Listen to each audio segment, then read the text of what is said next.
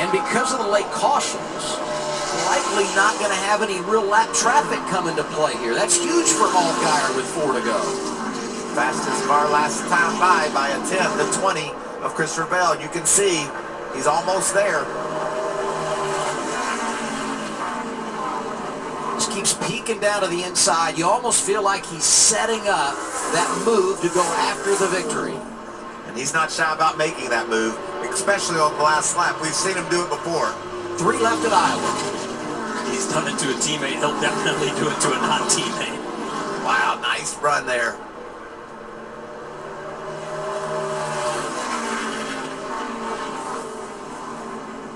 Going to be 2 to go this time around. Allgaier hanging high, but Bell gaining ground.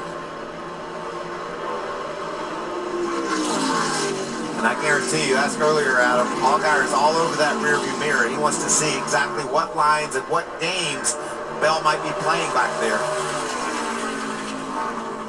When they come off of turn 4, they'll see the white flag. 1 lap to go, sponsored by Credit One Bank. And aggressive there, Bell nearly got into the wall. That may have given it to Allgaier. Allgaier's going to say, giving it my tail. I never worked harder for anything in my life.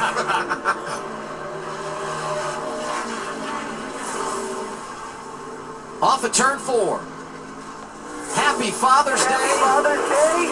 Justin Allgaier. Iowa for a long freaking time. And what you boys just did, how cool is that? 7th career win for Awesome job, Allgaier. dude. You drove your butt off right there. Great job all day. Good job in here. Good job, everybody. Woo. I just think it was the corn. I mean, he came to Iowa with corn on his car. It had to make him a favorite. What a day for that team. And they get Jason Burdett, the crew chief, back a week and a half ago, and you wonder how much one person can matter. That should show you right now that team's right back to where they were at Dover before the suspension. And how gratifying must it feel for Allgaier to be able just to hold off one of the best young racers in the country and win this race? I mean, he had to be perfect those last 10 laps, and he was just that. We said this was an opportunity race. Allgaier wins, locks himself into the playoffs, and not only does he get the victory, he wins stage 1, stage 2. He's piling up those playoff points. We discussed it early on, who was going to step up and get those playoff points, and Justin was the guy that said, I'm going to do that today.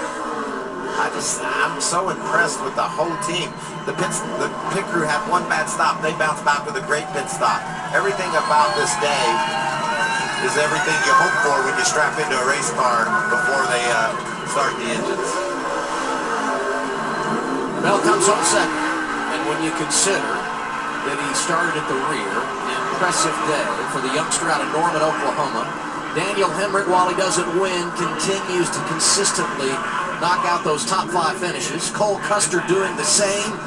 Brandon Jones finished 5th, and Riley Herbst didn't get to the top 5, but what a debut for him. A perfect day for Riley Herbst.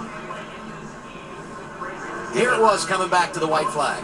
Giving it all he's got right there. He was going for it, and you can't fault him for doing that. The car just stepped a little bit sideways on him, and that was all it took to increase that gap to where Justin Allgaier didn't have as much pressure on him. Mentioned Herbst was 6th. Ty Majeski, best of his career, 7th today. Tyler Reddick, despite a speeding penalty, was 8th. Penalties for Tift came back to 9th.